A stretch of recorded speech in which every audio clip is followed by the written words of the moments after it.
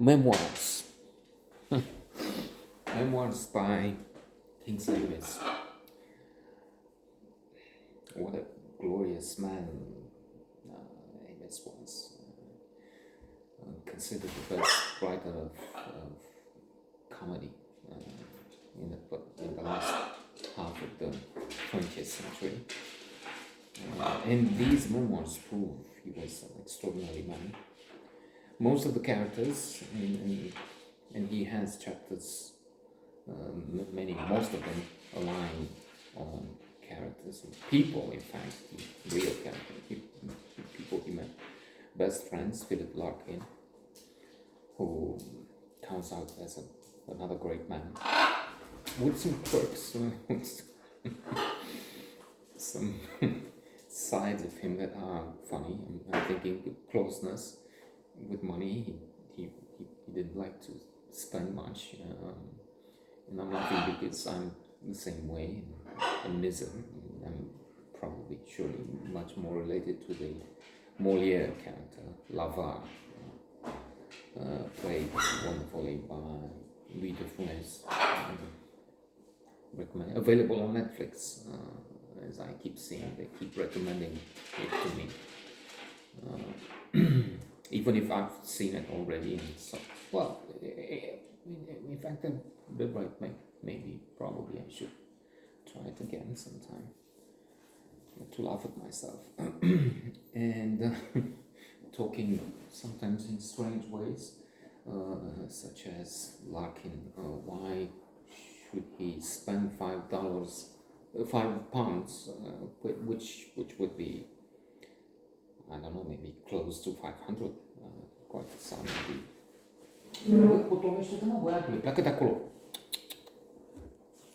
In today's money, on dinner and other accoutrements, going on with a bent, when he can toss off on his own and he's free to spend the evening, it doesn't cost him anything, something like that. At one point at the dinner party, was going on about something with Martin Amis, son of Kingsley. Incidentally, this is probably the rarest case, the only rather obvious, when you have a divine writer, which is so rare, but then in the same family, the son is also spectacular. I'm thinking William James and Henry James. William James, founder of psychology, and Henry James, also appreciated author, although I'm not somehow not into his style of writing. My fault, ma culpa, yeah, to elaborate, probably, maybe for me, although I'm a great admirer of Marcel Proust. In fact, he's number one for me.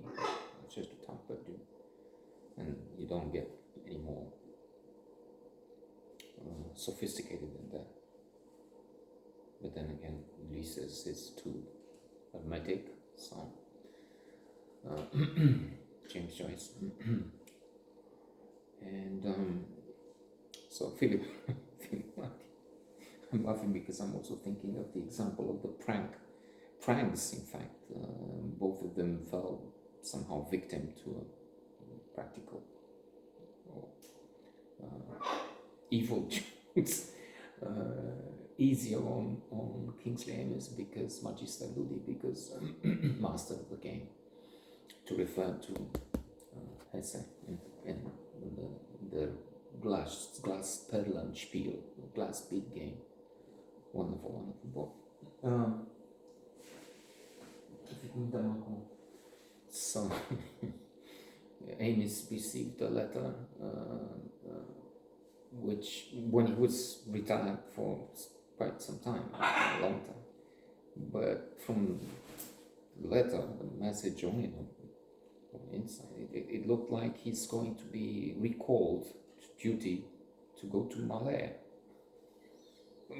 Malaysia.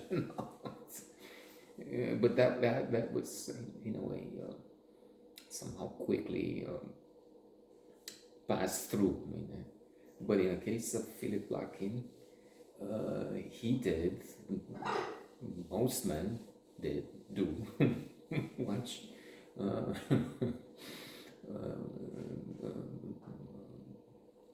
read through some erotic magazines, looked at the pictures. Again, incidentally, I'm reading through 50 psychology classics, which maybe probably would have another one now. We're doing this in the loop Memoirs in 50 classics, in which one classic talks about it, or in fact a couple there. The female brain would be one, and brain sex would be another.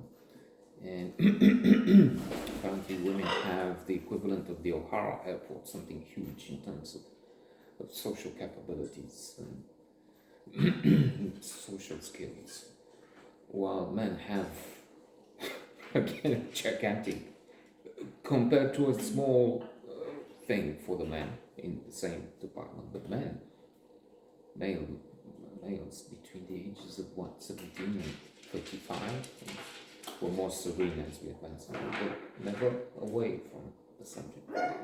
Think every 52 seconds of sex, while females on average, it depends on period literally, menstruation. On occasion it's much more than that, but women think once a day of sex. Think of the huge difference. So Philip Larkin, also Kingsley and others looked at magazines with photos, and when very, very young, they looked at books which would be supposedly erotic, as the Lady Chatterley's Love by Lawrence of Arabia. That's from Bell Letter Papers, Charles Simmons, a fabulous humorous book in which it indicated the ineptitude of the editor. He thought Lady Chatterley's Lover was good. So he mixed the H. Lawrence with the other and other things too. And Kingsley doesn't have much to say about this lover. The book, read only a little and thought this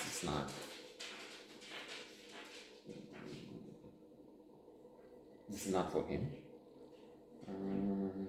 And for some reason, point counterpoint, Aldous Huxley was considered erotic, but he wasn't, so we get that too.